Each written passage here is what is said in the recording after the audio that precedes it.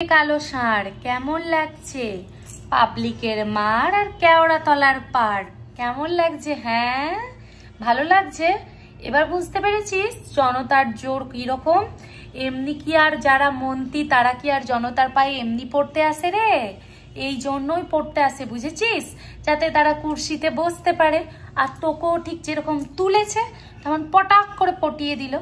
কেমন লাগলো? বড্ড আর্মিদের টাকা নিয়ে কথা বলেছিলিস, তাদের মান সম্মান নিয়ে টানা হেজরা করেছিলিস, তাই না রে? হ্যাঁ, কেমন লাগছে? হ্যালো এভরিওয়ান, কেমন আছো তোমরা? আশা করি তোমরা সকলে ভালো আছো এবং আমরাও ভালো আছি। তো একটা কথা তোমাদের সাথে শেয়ার করতে চাই, সেটা হচ্ছে সত্যি ইন্ডিয়ার দেশবাসীদের কাছেও স্যালুট করতে চাই যে তোমরা এরকম সৈনিকদের নিয়ে এত বড় একটা প্রতিবাদ করলে। এবং সৈনিকের স্ত্রী হিসেবে আমি এবং যারা সৈনিকের স্ত্রী রয়েছে তারা অনেক গর্বিত হবে আমাদের দেশের প্রতি, কারণ এইরকম অনাচার সত্যি সহ্য করা যাচ্ছিল না। গালাগালের ওপর গালাগাল, গালাগালের ওপর গালাগাল। যারা আর্মি হতে চাইছে বা যারা দেশের সৈনিক হতে চাইছে তারা রীতিমতো মাধ্যমিকের পর থেকে তারা স্টার্টিং করে দেয় তাদের জার্নি। আমার হাজব্যান্ডের কথাই আমি বলছি। আমার হাজব্যান্ড যখন এই জবটা নেবে ভেবেছিল, সৈনিক হবে ভেবেছিল, তখন সে মাধ্যমিকের পর থেকে রোদে বলো জলে বলো 24 ঘন্টা দৌড় দিতে থাকতো। তাদের কষ্টটা কষ্ট না, তোর ওই এইরকম শরীর বানাতে গিয়ে তোর যে কষ্টটা সেটাই কষ্ট বল। তাছাড়াও এই যে আমাদের হাজব্যান্ডরা, এগুলো তো ভেতরের খবর, এগুলো তোমরা জানবে না অনেকেই। এই যে আমাদের হাজব্যান্ড যারা সৈনিক রয়েছে তারা প্রত্যেকেই নানান রকম কাজের জন্য তাদের বাইরে যেতে হয়। নানান রকম অপারেশন থাকে, দেশের দুশ্মনদের মারার কাজ থাকে। তারা 1 সপ্তাহ 1.5 সপ্তাহ 10 দিনের মতো খাবার না খেয়ে শুধুমাত্র জল খেয়ে দেশকে রক্ষা করছে এবং রীতিমতো ডিউটি পালন করে যাচ্ছে। তার সাথেও এমন এমন জায়গা রয়েছে, পাকিস্তান এবং ইন্ডিয়ার বর্ডারে একটি জায়গা রয়েছে কাশ্মীরেতে। তো সেই জায়গাটাতে যদি তোমরা কখনো গিয়ে থাকো বা কখনো কেউ যদি যায় বা আরও যদি সেখানে পোস্টিং পড়ে, তাদের কাছে খোঁজ নেবে। সেখানে যাওয়ার জন্য কোনো রাস্তা নেই, সেখানে তোমাকে পাহাড়ের দিক নির্দেশন করে চলতে হবে। খাবার পৌঁছানোর জন্য লোক নেই, সেখানকার লোকেরা কুলির মতো করে তাদের ইন্ডিয়ান আর্মিকে গিয়ে খাবার দিয়ে আসে। এবং সেখানে একটা হাই পোস্ট রয়েছে পাকিস্তানের, যেখানে হচ্ছে অনেক উঁচুতে থাকে এবং সেই জায়গাটা থেকে বেশ কিছুদিন আগে গোলাগুলি হয় এবং সেখানে ইন্ডিয়ান আর্মি সেই পুরো ক্যাম্পটাকে, মানে সেই পোস্টটাকে পুরো 1000টা ক্যাম্প মিলে ঘিরে রেখেছে যাতে আক্রমণ করে তারা ভিতরে না আসতে পারে। তাদের কষ্টটা তাদের কি ভেবেছিস? মুড়িমোয়া ভেবেছিস? হ্যাঁ, এই যে দুর্গাপুজোতে 1000 লোক ঘুরছে বাইরে, আনন্দ হইহুল্লোড় করছে। কই আমরা আর্মি বইয়েরা তো আমরাও তো আশা করতে পারি যে আমাদের হাজব্যান্ডরা আসুক, আমাদেরকে নিয়ে ঘুরুক। কই আমরা তো সেই আশা করছি না। আর কি বলেছিস? 2 টাকার ফুটি কৌড়ি। হ্যাঁ রে, 2 টাকার ফুটি কৌড়ি তুই। এই যে তোকে ব্র্যান্ড করে দিল, এবার তুই টাকাটা কোথায় পাবি?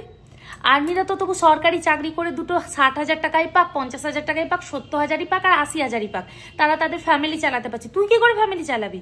বড় বড় ডায়লগ দিস, চাষার ছেলে হয়ে তোর আবার বড় বড় ডায়লগ দিস। যে আর্মিরা রয়েছে না, প্রত্যেকে হাই শিক্ষিত, হাই কোয়ালিফাই হয়ে থাকে। কেউ MA পাস, কেউ MA, কেউ BA, কেউ গ্র্যাজুয়েশন কমপ্লিট করে বসে আছে। তোর মতো মাথা মোটা মূর্খ নয়। তো শরীর যেমন মোটা, তোর মাথাটাও তেমন মোটা।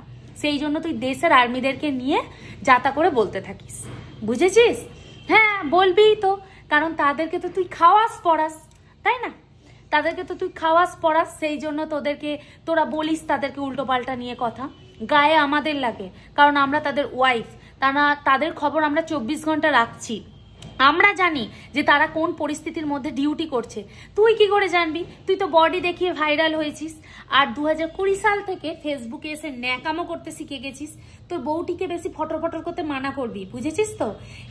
এরপর যদি বেশি ফটর ফটর করে তাহলে দেখবি আর্মির যে বইয়েরা আছে গিয়ে দুমদারাক্কা করে 2-4 ঘা করে দিয়ে এসেছে, তখন বুঝবে ঠেলা। ওই বরের পিছনে নাগ নাড়াটা অমনি ঘুচে যাবে। কেমন লাগলো পুলিশের হাত করা পরে? এই যে বললো না মহিষাসুর বধ, তোকে সত্যি মহিষাসুরের মতো দেখতে রে, বিশ্বাস কর। দুর্গা ঠাকুরের পাশে ওই যে মহিষাসুর থাকে, মহিষাসুরের মতোই তোকে দেখতে। আর তোকে বধ করলো কারা বলতো?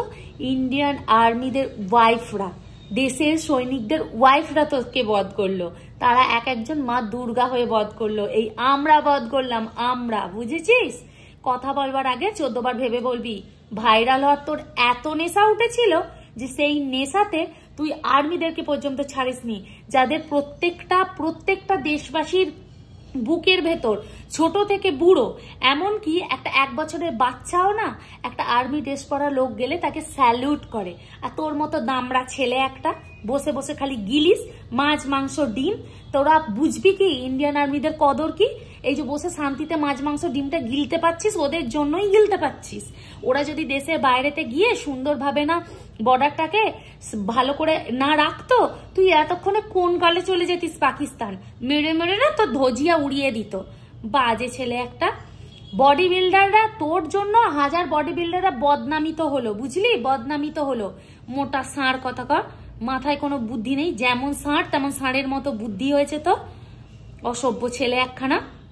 কেমন গেলি এবার গিয়ে?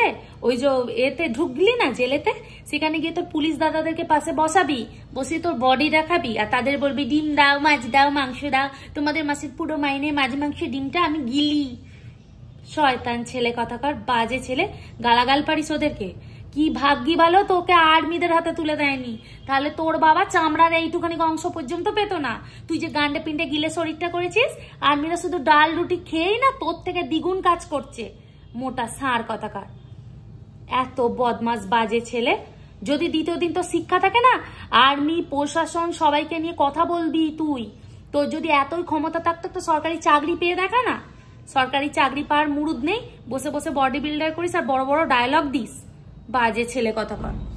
আর সত্যি দেশবাসীর কাছে মানে কি বলবো, কিভাবে কৃতজ্ঞতা প্রকাশ করব। সত্যি দেশের মানুষেরা আজ আর্মিদেরকে এত ভালোবাসছে, এত সৈনিকদেরকে পছন্দ করছে, এত ভালোবাসছে, সত্যি ভাবা বড় দায়। জোয়ান ছেলে মানে যাদের বয়স কম, যৌবনত্ব, তারাও চাইছে আর্মিতে যোগ দিতে, কিন্তু অনেক কারণের জন্য অনেকে পারে না। তাদের আফসোস হয় যে আমরা আর্মিতে যেতে পারিনি। দেশকে নিজেকে সমর্পণ করে দেওয়াটা এতটা সোজা জিনিস না। আমাদের হাজব্যান্ডরা দেশের কাছে নিজেকে সমর্পণ করে দিয়েছে। আর তুই কি বলেছিলিস? কিসের জন্য টাকা পাচ্ছি? 2 মাস পয়সা না নিয়ে দেশের জন্য কাজ কর। তুই ফেসবুকেতে কেন এসেছিস রে? 2 টাকার জন্যই তো এসেছিস। যে সমস্ত গরিব ফ্যামিলিতে রয়েছে মানুষরা, তারা তাদের ছেলেকে দেশের জন্য দান করে দিচ্ছে। হ্যাঁ, দেশের জন্য দান করে দিচ্ছে, তাদের ফ্যামিলিটা চলবে কি করে? হ্যাঁ, তারা প্রাণের বিনিময়ে টাকা নিচ্ছে, প্রাণের বিনিময়ে। আর তুই গান্ডে পিন্ডে গেলার বিনিময়ে ফেসবুক থেকে টাকা কামাচ্ছিস, বুঝেছিস? গতর গড়ার এতে তুই পয়সা কামাচ্ছিস। আর আমাদের হাজবেন্ডরা প্রাণের বিনিময়ে টাকা নিচ্ছে। ভাব, প্রাণের বিনিময়ে সংসার চালাচ্ছে, নিজের খুশির জন্য না। ছোট লোক কথাকার। যদি এই বুদ্ধিগুলো তোর মাথায় থাকতো, তোর বউ আর তুই দুজনে মিলে তাহলে নাক নাকতিস না। বদমাস ছেলে কথাকার।